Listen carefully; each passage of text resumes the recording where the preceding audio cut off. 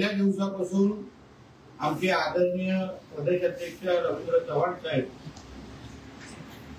आणि आदरणीय मुख्यमंत्री देवेंद्र फडणवीस साहेब, खासदार सन्मान्य राणे साहेब, हे आमचे सगळे वरिष्ठ नेते अतिशय स्पष्ट भूमिका यांनी मांडलेली आहे की या सिंधुदुर्ग जिल्ह्यामध्ये ज्या 4 नगर परिषदेच्या निवडणुका आहेत, पालिकेच्या निवडणुका आहेत, त्या भारतीय जनता पक्ष म्हणून आम्ही फक्त विकासाच्याच अजेंडावर आम्ही ही निवडणूक लढवतोय. कुठल्याही पद्धतीचं गलिच्छ राजकारण, कुठल्याही पद्धतीचे आपसाच्या टीका टिप्पणीमध्ये आम्हाला ना रस आहे, ना कुठल्याही बाबतीमध्ये आम्ही त्याच्यामध्ये पडू इच्छितो. आमचा एवढाच हेतू आहे की या निवडणुकीच्या माध्यमातून आम्ही आमच्या वेंगुर्ल्याच्या जनतेसाठी काय करू शकतो, कुठला विकास करू शकतो. आज केंद्रात राज्यात भारतीय जनता पक्षाचं नेतृत्व करणारे आज सत्तेमध्ये आहेत. प्रधानमंत्री मोदी साहेब आहेत, मुख्यमंत्री म्हणून आमचे आदरणीय देवेंद्र फडणवीस साहेब आहेत आणि जिल्ह्याचा पालकमंत्री म्हणून मी इथे काम करतोय. आणि म्हणूनच या सत्तेची जोड देऊन जेव्हा आम्ही आमच्या या 3ही नगरपालिकेच्या उमेदवारांसाठी मतदानाच्या माध्यमातून आशीर्वाद मागतोय, याचा एवढाच अर्थ आहे की आम्हाला ह्या 4ही शहराचा विकास करायचा आहे. वेंगुर्ला नगर परिषद तर जनतेने आम्हाला आशीर्वाद दिला गेल्या टर्म मध्ये आणि आमचे सन्मान्य गिरफजी, राजन गिरफजी यांच्या नेतृत्वाखाली असलेली ही वेंगुर्ला नगर परिषदेने राज्यामध्ये नाही देशामध्ये नाव कमवून दाखवलेलं आहे. असंख्य पारितोषिक, असंख्य पुरस्कार, असंख्य शिष्टमंडळ नेमका इथे येऊन नगर परिषदेने कुठल्या पद्धतीने कचऱ्याचा प्रकल्प राबवला, कुठल्या पद्धतीने विकास कामं राबवतात हे बघण्यासाठी असंख्य लोक इथे आमच्या वेंगुर्ल्यामध्ये आले. पुरस्कार आणि मान सन्मान विविध आम्हाला मिळाले आणि आता त्याच जोरावर आम्ही वेंगुर्ल्याच्या जनतेकडून पुढची 5 वर्ष आम्ही आशीर्वाद मागतोय. राजन गिरफजी आणि आमचे सगळे भारतीय जनता पक्षाचे उमेदवार वेंगुर्लाकरांची सेवा, वेंगुर्ल्यातल्या तरुण तरुणींच्या भविष्याला आकार देणं, वेंगुर्ला शहराला एक आदर्श शहर बनवण्याच्या दृष्टिकोनातून महत्वाचे प्रकल्प राबवणं, यासाठी आमच्यासाठी ही निवडणूक महत्वाची आहे. 1-2 अतिशय महत्वाचे निर्णय किंवा वेंगुर्ल्याकरांसाठी गोड बातमी मी आज घेऊन आलेलो आहे. वेंगुर्ल्यामध्ये किंबहुना आमच्या सिंधुदुर्गामध्ये पहिला 5 स्टार प्रकल्प कधी होणार याची वर्षानुवर्ष आपण चर्चा करत होतो. काही वर्षापासून शिरोड्यामध्ये होणारा ताज प्रकल्प, ताज हॉटेलचा प्रकल्प, या बाबतीमध्ये चर्चा झाल्या, पाठपुरावा केला गेला. पण आज आमचं महायुतीचं सरकार आदरणीय देवेंद्र फडणवीस साहेबांच्या नेतृत्वाखाली असलेल्या ह्या सरकारच्या माध्यमातून माझ्या हातामध्ये या ताज हॉटेलसाठी लागणारी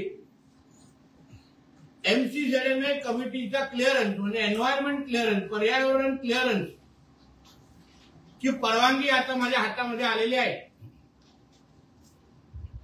म्हणजे आमच्या सिंधुदुर्गामध्ये पहिला 5 स्टारचा मार्ग हा मोकळा झालेला आहे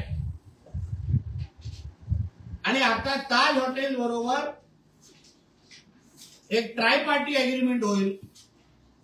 तिकडच्या जनतेचे प्रलंबित प्रश्न असतील त्यांना विश्वासात घेऊन आपल्या सिंधुदुर्गामध्ये हक्काचं पहिलं 5 स्टार हॉटेल लवकरच आता उभं राहील। ही आनंदाची बाब मला आपल्या माध्यमातून जनतेला द्यायची आहे। फक्त हे हॉटेल उभं राहणार नाही, पण इथे उपलब्ध असणाऱ्या सगळ्या नोकऱ्या, जोडधंदे, त्याला लागणारे जे काही व्यवसाय आहेत त्यालाही मोठ्या प्रमाणामध्ये चालना मिळणार आहे। मी जिल्ह्याचा पालकमंत्री म्हणून मी ह्या निमित्ताने माझ्या वेंगुर्ल्याच्या तरुण तरुणींना सांगेन की आमच्या जिल्ह्यामध्ये हा प्रकल्प येत असला तरी या प्रकल्पामध्ये लागणाऱ्या किंवा उपलब्ध होणाऱ्या नोकऱ्यांवर सर्वात पहिला अधिकार हा आमच्या वेंगुर्ल्याच्या तरुण तरुणींचा आहे। म्हणून त्यांना जे काही प्रशिक्षण लागेल ते आम्ही देऊच, पण ह्या क्षेत्रामध्ये ज्या ज्या नोकऱ्या माझ्या ताजशी ऑलरेडी माझ्या बोलणं झालेलं आहे, त्या नोकऱ्यांच्या याद्या माझ्याकडे उपलब्ध केल्या जातील जिल्ह्याचा पालकमंत्री म्हणून। आणि त्या नोकऱ्या आमच्या सिंधुदुर्ग किंबहुना प्राधान्य क्रमांकाने आमच्या वेंगुर्ल्याच्या तरुण तरुणांना उपलब्ध करून देण्याचं काम हे आमच्या माध्यमातून होईल। हा विश्वास आपल्या माध्यमातून मी माझ्या तरुण तरुणींना देतो। पर्यटन आणि रोजगार या दोन्हीमध्ये आता आमचा सिंधुदुर्ग जिल्हा हा मागे पडणार नाही। सन्मान्य राणे साहेबांनी मुख्यमंत्रीच्या आपल्या कारकिर्दीमध्ये आमच्या जिल्ह्याला पर्यटन जिल्हा म्हणून जे घोषित केलं त्या मार्गावर चालत असताना शिरोड्यामध्ये येणारा आमचं ताज हॉटेल हे निश्चित पद्धतीने पर्यटनाची गती अजून वाढवेल, रोजगाराची संधी लोकांना तरुण तरुणांना भेटेल आणि आमच्या सिंधुदुर्गामध्ये आर्थिक समृद्धी आणण्यासाठी हे ताज हॉटेल अतिशय महत्वाचं ठरणार आहे, हे मी आवर्जून उल्लेख करेन। दुसरं म्हणजे ज्याच्यासाठी आमच्या वेंगुर्लेकरांनी वर्षानुवर्ष वाट पाहिली की आमच्या वेंगुर्ल्यामध्ये आमच्या हक्काचं हॉस्पिटल कधी येणार, आमच्याकडे आरोग्य व्यवस्था कधी सुधारणार। सेंट लुक हॉस्पिटल हा नेहमी चर्चेचा विषय राहिलेला आहे। सेंट लुक बद्दल आमच्या वेंगुर्ल्याची जनता अतिशय भावनिक आहे। प्रत्येकाच्या कुटुंबाशी एक भावनिक नातं सेंट लुकशी जुडलेलं आहे आणि म्हणून 3 दिवसा अगोदर जेव्हा आमचे आदरणीय रवींद्र चव्हाण साहेब वेंगुर्ल्याच्या दौऱ्यावर होते, आमचे भारतीय जनता पक्षाचे माझे सहकारी आपटेजी या सगळ्या लोकांनी गेली 14 ते 19 मध्ये जेव्हा आदरणीय मुख्यमंत्री म्हणून देवेंद्र फडणवीस साहेब काम करत होते तेव्हा ह्या सेंट लुक हॉस्पिटलला मोठ्या प्रमाणामध्ये त्यांनी पुढाकार घेतला, एका टप्प्यावर आणून त्या विषय सोडला। आज मला आनंद वाटतो की गेल्या 2-3 दिवसाच्या पाठपुराव्यानंतर धर्मदाय आयुक्ताकडून आता हा लॉ अँड ज्युडिशरी खात्याकडे गेलेला हा सेंट लुकचा विषय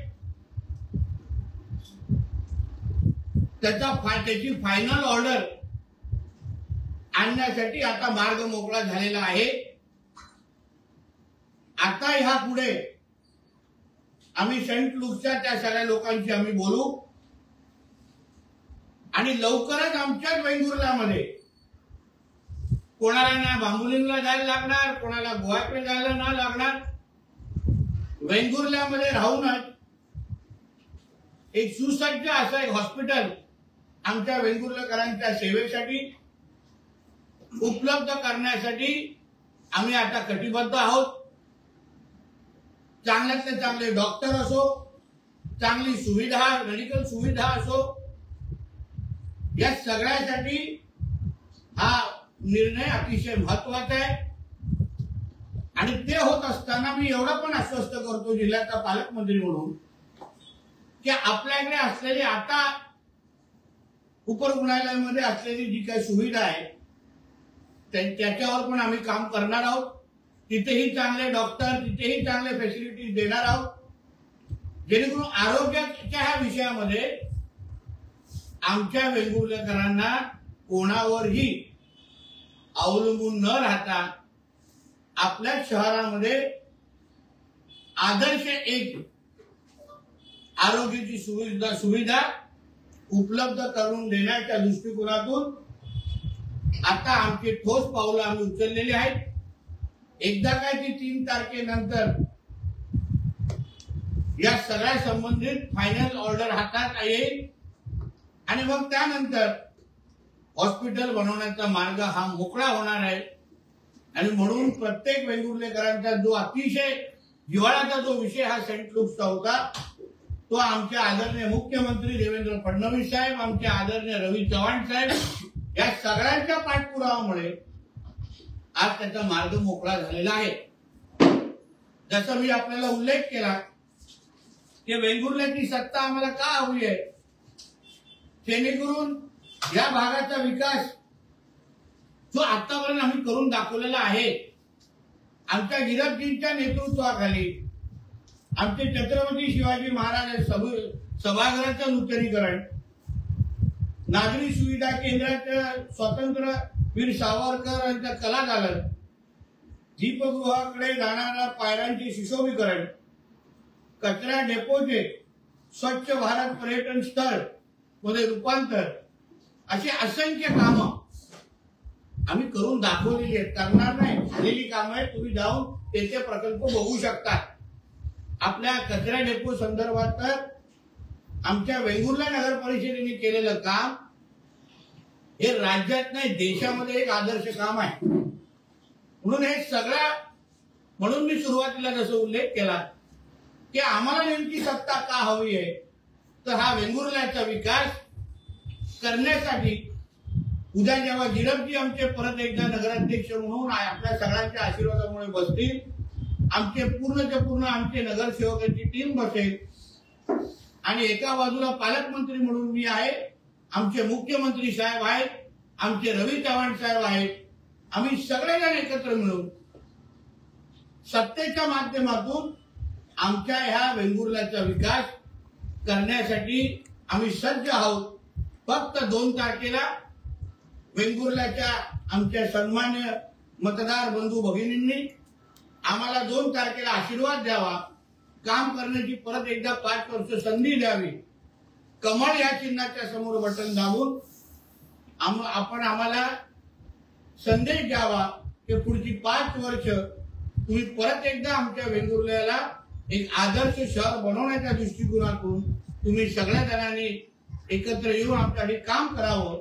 हा संदेश 2 तारखेला मिळाल्यानंतर आम्ही सगळेजण कामाला लागणार आहोत. एवढंच ह्या पत्रकार परिषदेच्या सुरुवातीला आपल्याला सांगून आपले काही ह्या संबंधित प्रश्न असतील तर आपण हक्काने विचारू शकतो. साहेब, ताज प्रोजेक्ट बद्दल तुम्ही बोललात, पण किराळीचं जे पाणी लिफ्ट करून किनारपट्टी भागात पूर्णचा एक प्रोजेक्ट होता, म्हणजे राणीसाहेब जो होते त्यावेळी तो हे केलं होतं, तो थांबलं. त्यामुळे आरोग्याचं पण हॉटेल सुरू होत नाही पाण्यामध्ये. तो नेमकं काय म्हणजे हा प्रकल्प आणि तुम्ही जे बोलता त्याच्यावर वेगळं आहे. किनारी धरण आहे, त्याचं पाणी लिफ्ट करून किनारपट्टी भागात म्हणून प्रोजेक्ट मंजूर झाला, तो थांबलं. किरोडापर्यंत आली आहे ती लाईन, तुम्ही जाऊन पाहिलं ना. मी तुम्हाला तेच बोलतो, या सगळ्या एक प्रकल्पाला बघा, आज चिपीच्या विमानतळावरची नाईट लाईटिंगची फॅसिलिटी पुढच्या 15 दिवसांमध्ये आपल्याला मिळेल. शिरोडाचा मध्ये ताज अडकलेलं, आपण त्याच्याही परवानगी, पर्यावरण परवानगी घेऊन आलेलो आहे. पाईपलाईन बद्दल आपला जो प्रश्न आहे त्याच्या बाबतीमध्ये पण आम्ही आता अंतिम टप्प्यावर आहोत, तेही सकारात्मक पद्धतीने होईल. आज पहिल्या 5 वर्षाच्या पहिल्या 11 महिन्याच्या कारकिर्दीमध्ये बहुतेक प्रश्न जे अडकलेले ते एक सोडवत मी आलेलो आहे. कामाच्या पद्धतीमुळे तुम्हाला कळलं असेल की 5 वर्षानंतर तुमच्या सिंधुदुर्ग जिल्ह्याचा एकही प्रश्न मी शिल्लक ठेवणार नाही, एवढा विश्वास तुम्हाला देतो. सर, एक प्रश्न आहे. आपल्या वेंगुर्ल्यामध्ये पर्यटन हा खूप महत्वाचा विषय आहे. केंद्र सरकारकडनं पाणबुडी प्रकल्पासाठी किती मंजूर झाले, तो साधारण कधी कार्यान्वित होईल? ते कार्यरत म्हणजे ते सगळ्या परवानग्याच्या प्रक्रियेमध्ये तो विषय आहे. पाणबुडी प्रकल्प हा आमच्या वेंगुर्ल्यामध्ये ज्या पद्धतीने आमदार दीपक केसरकरजींनी उल्लेख केला, आम्ही सगळेजण सरकारमध्ये आता आहोत. पाणबुडी प्रकल्प पण लवकरच आपल्या वेंगुर्ल्यामध्ये कार्यरत होईल.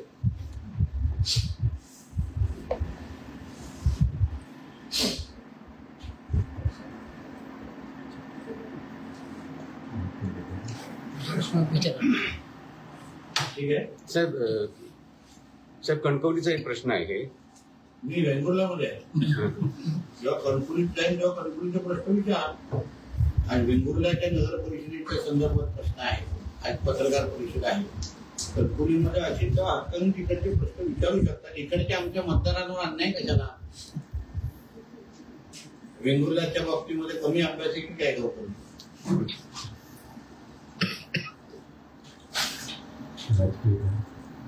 बोला ना तुम्ही. आता ह्याच्याशी एवढं चांगलं तुमच्या समोर विषय मांडले, तुमच्या जिल्ह्यामध्ये 5 स्टार आणलं, तुम्हाला इथे हॉस्पिटल आम्ही देतोय, उद्या आपली मुलं तिथे हे पडतील. आज तुम्ही विचार करा, आपल्या इथे अगर 5 स्टार आल्यानंतर आपण झी सिने अवॉर्ड सारखे अवॉर्ड आपण पुढच्या वर्षी आपल्या जिल्ह्यामध्ये होणार आहे, आपण जाहीर केलेले आहे, ते पण वेंगुर्ल्यामध्येच होत आहेत. त्या एका झी सिने अवॉर्डमुळे पूर्ण सिंधुदुर्गामध्ये नाही, कोकणामध्ये आपल्या जिल्ह्याची आणि आपल्या वेंगुर्ल्याची चर्चा होणार आहे. मोठ्यातल्या मोठा सिने कलाकार तुमच्या सिंधुदुर्गामध्ये येणार आहे आणि त्याच्यामुळे विचार करा, पर्यटन आणि रोजगाराच्या किती मोठ्या संधी उपलब्ध होणार आहेत. म्हणून बोलतो ना, आम्ही ह्या निवडणुका आरेला कार्य करण्यासाठी, गावकरची राजकारण करण्यासाठी नाही, निवडणुकीच्या माध्यमातून वेंगुर्ला, कणकवली, मालवण, सावंतवाडी यामध्ये आम्ही सत्तेच्या माध्यमातून काय करू शकतो. आम्हाला पालकमंत्री आरेला कार्य करण्यासाठी नाही बनवलं, पण तुमच्या आणि आमच्या आयुष्यामध्ये काय परिवर्तन आम्ही आणू शकतो या दृष्टिकोनातून आम्हाला जबाबदाऱ्या दिलेल्या आहेत. आज झी सिने अवॉर्ड आजच्या तारखेला अगर आपल्या इथे घ्यायला झालो तर आपल्याकडे एवढं मोठं हॉटेल आणि एवढं सगळं आहे का? आज विचार करा, 5 स्टार आपल्याकडे आल्यानंतर फक्त झी सिने अवॉर्ड नाहीत, उद्या फिल्मफेअर होतील, मोठ्यातले मोठे कार्यक्रम आज इथे होतील. त्याच्यामुळे जिल्ह्याचं पूर्ण अर्थकारण बदलून जाईल. साहेब, मुंबई महानगरपालिकेमध्ये मनसेसोबत आघाडी होणार नाही, काँग्रेसच्या सोबतचा नारा दिलाय. हो, चांगली गोष्ट आहे ना. कारण का शेवटी काँग्रेसने अगर तो निर्णय घेतला असेल, तो विचारपूर्वक घेतला असेल, पण कितपत त्याच्यामुळे ते टिकतील हा फार मोठा प्रश्नचिन्ह आहे. कारण त्या लाचारीचं दुसरं नावच काँग्रेस आहे. म्हणून लाल टपकोट कधीतरी परत एकदा उद्धव ठाकरेंच्या मातोश्री बंगल्यावर पोचतीलच. साहेब, पालघरमध्ये प्रचारासाठी आलेल्या एकनाथ शिंदे यांनी भाजपवर टीका केली आहे आणि त्यांनी म्हटलंय की डहाणूत एकाधिकारशाही सुरू आहे, अहंकाराविरोधात एकत्र आलोत, रावणासारखा अहंकार खाक झाला, 2 तारखेला मतदार लंका खाक करण्याचं काम करणार आहेत, अशा पद्धतीची टीका. डहाणूमध्ये काय निवडणुकीची परिस्थिती आहे, कोण कसं लढतं हे मला आता इथे सिंधुदुर्गात बसून 400-500 किलोमीटर लांब एवढं मला माहित नाही. डहाणूमध्ये कोण नेमकं कोणाच्या विरुद्ध लढतोय आणि शिंदे साहेबांना त्यांच्या उमेदवारासाठी प्रचारासाठी अगर काय भाषण करायला लागलं तर आम्ही महायुतीमध्ये सगळे प्रगल्भ लोक बसलेलो आहे. अगर प्रत्येक नेत्याला अगर त्या शहरामध्ये जाऊन अगर त्याची भाषण करत असतील तर आमचे भारतीय जनता पक्षाची आणि त्याच्या संबंधित लोक उत्तर देण्यासाठी सक्षम आहे. डहाणू आहे, डहाणूचे आमचे नेते लोक तिथे चांगलं उत्तर देतील ना. त्यासाठी तुम्हाला सिंधुदुर्गातून तिथे कशाला उत्तर ट्रान्सफर करून घ्यायचंय? अर्णव खैरेच्या आत्महत्येवरून सध्या मराठी असा वाद. त्याच्याबद्दल मला मी माहिती घेऊनच बोलू शकतो. आता फिरा तुम्ही माहिती नाही तर मी प्रचारामध्ये पण त्याच्याबद्दल माहिती घेणं निश्चित पद्धतीने. शेवटी आपण सगळे हिंदू आहोत. हिंदूंच्या देशामध्ये हिंदूंनी वेगवेगळ्या पद्धतीने भूमिका घेऊ नये, जेणेकरून जिहाद करणारे आणि या गजवाई हिंद करणाऱ्या लोकांना कुठेही दूध पाजण्याचं काम हिंदूंमध्ये फूट पडून कोणी करू नये एवढीच अपेक्षा आहे, मी व्यक्त करतो. साहेब, याच्यावरूनच किशोरी पेडणेकर यांनी भाजपवर टीका केली आहे तुमचं नीच आणि क्रूर राजकारण थांबवा अशा प्रकारची टीका किशोरी पेडणेकर यांनी कशावरून केलेली आहे? किंवा मराठी अमराठी वृत्तावरून तेच म्हणणं आहे ना, माझं म्हणणं आहे की मराठी ही उत्तर भारतीय आणि दक्षिण भारतीय होण्याच्या अगोदर आम्ही सगळे हिंदू आहोत. हिंदू म्हणून अगर विचार केला, हिंदू म्हणून अगर एकत्र राहिलो तर मला वाटतं निश्चित पद्धतीने आपला देश हिंदू राष्ट्र म्हणून अजून घट्ट होईल. भाजपने आज मुंबईत ठाकरे विरोधात शुद्धी दे आंदोलन सुरू केलं. काय झालं? शुद्धी दे आंदोलन कोणी केलं? भाजप. भारतीय जनता पक्षाने मुंबईमध्ये ना आम्ही टाटनजींच्या नेतृत्वाखाली अशाच सक्षम पद्धतीने घोडदौड सुरू राहील आणि भारतीय जनता पक्ष आणि महायुतीचा झेंडा आमच्या मुंबई महापालिकेवर लवकरच हवा आमचं फडकेल.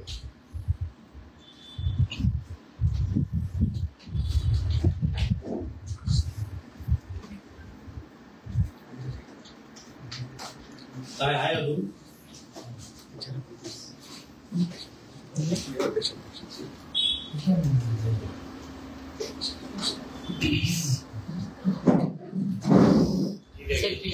साहेब, युती आमदार निलेश राणेंनी टीका केली आहे रवींद्र चव्हाण यांच्यावरती की यांच्यामुळे युती तुटली, कुठे कुठे बैठका घेतल्या आणि युती तुटण्यासाठी सगळे प्रयत्न केले असं त्यांनी म्हटलं. मला वाटतं त्याच्यावर काल उत्तर आमच्या प्रभाकर सावंतजींनी दिलेलं आहे. शेवटी कुठलेही वक्तव्य हे अतिशय जबाबदारीने दिलं पाहिजे. आदरणीय रवी चव्हाण साहेब असतील, आदरणीय देवेंद्र फडणवीस साहेब असतील, आदरणीय एकनाथ शिंदेजी असतील आणि अजित पवारजी असतील, या सगळ्या वरिष्ठ नेत्यांमध्ये अतिशय उत्तम असा संवाद आहे. म्हणून आम्ही सगळेजण कोणी अशा पद्धतीचं वक्तव्य देऊन महायुती सरकारला गालबोट लागणार नाही याची काळजी घेतली पाहिजे.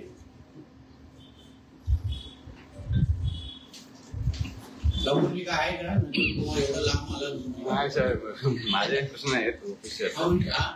एक नलावडेंचा प्रश्न होता. नलावडेंनी मग अशी टीका केलेली. नलावडे सक्षम नाही का तुम्हाला उत्तर देण्यासाठी?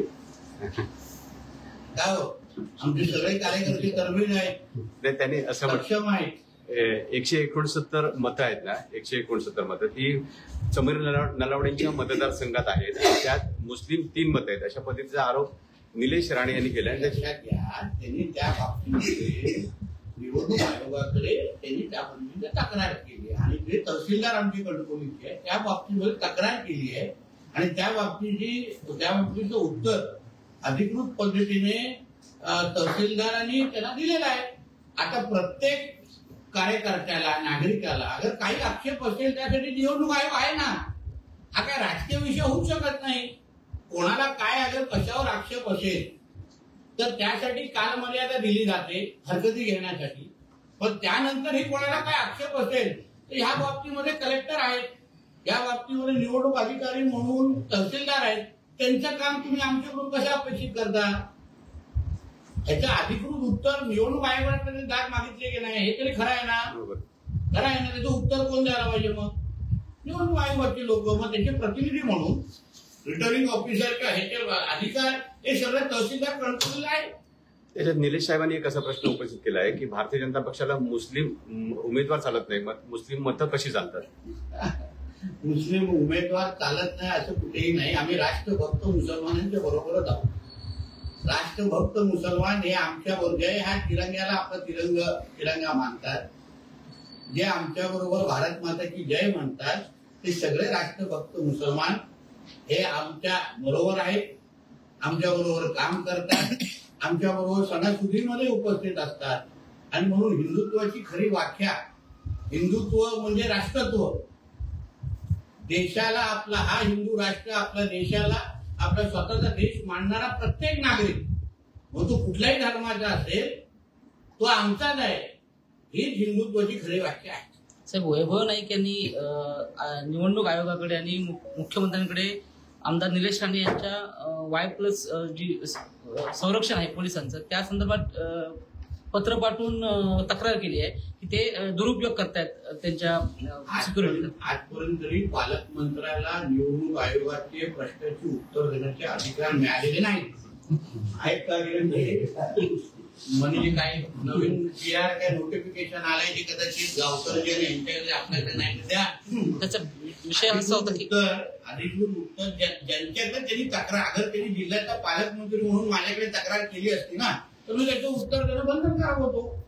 आता ज्या अथॉरिटी आहे, तुम्ही प्लीज समजून घ्या हा विषय, याच्यात तुमच्यासाठी बरं, ज्या अथॉरिटीकडे त्यांनी हे पत्र लिहिलेलं आहे त्या अथॉरिटीचा दखल घेते ना. मग ते मतदारांच्या यादीचा विषय असो ते संरक्षणाचा विषय असो, त्या बाबतीमध्ये त्याची अथॉरिटी त्याला उत्तर देणार. पण कणकवलीमध्ये वैभव नाईक शहर विकास आघाडीच्या माध्यमातून त्यांच्यासोबत जातात आणि दुसरीकडे अशा प्रकारची तुम्ही काल तेच तर मालवणमध्ये जाऊन बोललो, जो ठाकरेंचा जो पारंपरिक मतदार आहे, आता इथे पण तुमच्या वेंगुर्ल्यामध्ये ठाकरे विरुद्ध शिंदे सेना आहे की नाही? आहे की नाही? एकाच जिल्ह्यामध्ये तुम्ही दोन भूमिका कशी घेऊ शकता सांगा तुम्ही मला. इथे जे ठाकरे सेनेला मतदान करणारे जे तुमचे वेंगुर्ल्याचे जे पारंपरिक मतदार आहेत ठाकरे सेनेचे, त्यांना तुम्ही कणकवलीमध्ये जे होणारी जी शहर विकास आघाडी ती मान्य आहे का? मग एका जिल्ह्यामध्ये एका तालुक्यामध्ये तुम्ही युती करता, दुसऱ्या तालुक्यामध्ये दुसऱ्याच्या विरोधात लढताय. मग मतदारांनी नेमकं विचार काय करायचा? नेमकं तुम्ही ह्या शिंदे सेनेच्या विरोधात आहात किंवा बाजूने आहात? कारण का तुमच्या उद्धव ठाकरेंची मुख्यमंत्री पद घालवणारे एकनाथ शिंदे जी आहेत, हेच तर आरोप आतापर्यंत आदित्य ठाकरे आणि हे जे करत होते. म्हणजे अप्रत्यक्ष पद्धतीने आदित्य ठाकरे आणि उद्धव ठाकरेचा कचराच केलेला आहे. अजून शेलक्या शब्दातून आता फाट्यावर मारलेला आहे. एका बाजूला त्यांना गद्दार गँग म्हणायचं, मिंदे काहीतरी म्हणायचं, दुसऱ्या बाजूला त्यांच्या बरोबर जायचं. हे अगर समीकरण असेल तर आपल्यापेक्षा मतदारांनी त्याच्याबद्दल विचार करायला हवा असं माझं मत. तर ही मतदारांची फसवणूक आहे लक्षात. बोला. राणे साहेबांची वेंगुर्ल्यात सभा होणार, राणे साहेबांची होणार, चव्हाण साहेबांची होणार, मुख्यमंत्री साहेबांची होणार. तुम्हाला जेवढे आमचे स्टार प्रचारक पाहिजे सगळे तुम्हाला मिळणार. पण सिंधुदुर्गचं राजकारण थोडक्यात नितेश राणे निलेश यांच्याच भोवती फिरताना दिसतात. राणेंच्या लावती होत. आज तुम्ही विचार करा, आमचे जे विरोधी पक्ष आतापर्यंत होते त्यांनाही एक राणेंना बरोबर घेऊन घ्यायला लागतंय. त्यालाही म्हणजे ठाकरे सेनेला आणि महाविकास आघाडीला पण एक राणे लागतोय. हे आमच्यासाठी कोलटाचा विषय आहे. पण वेगळी चर्चा अशी होती की दोन भावांचं पटत नाही. तुम्ही चहा द्यायला येता का? लोकांमध्ये चर्चा चहा नाश्ता द्यायला येता का बघण्यासाठी? लोकांमध्ये चर्चा आहे की दोन पक्ष आहेत, वेगवेगळे गट आहेत. पण मी तुम्हाला काल काय बोललो सावंतवाडीमध्ये, तुम्ही याचं कौतुक करायला आलं. परत तुम्हाला सांगतो की आदरणीय निलेशजी ज्या पक्षामध्ये आहेत त्या पक्षाला न्याय देत आहेत ना. शिंदे साहेबांच्या शिवसेनेमध्ये राहून अगर भाजपचं त्यांनी काम केलं असतं, तुम्हीच लोकांनी त्यांची बदनामी केली असती की बघा हे बरोबर आहे का, शिंदेचा आमदार आहे पण भाजपच्या बरोबर आहे. आज शिंदेच्या पक्षामध्ये राहून अगर ते शिंदेसाठी प्रामाणिक, हेच तर आमचे राणेसाहेब नेहमी बोलतात ना की आम्ही ज्या पक्षामध्ये असतो त्या पक्षाला 100% आम्ही न्याय आणि निष्ठा देतो. तेच तर निलेश राणे करतायत. मग त्यासाठी मिरची का लागली पाहिजे? काय लागली पाहिजे?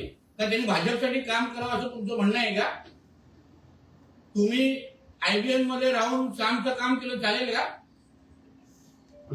काय रे बाबा, ABP माझ्यामध्ये राहून IBM लोकमतचं काम करून विचार चालेल का रे?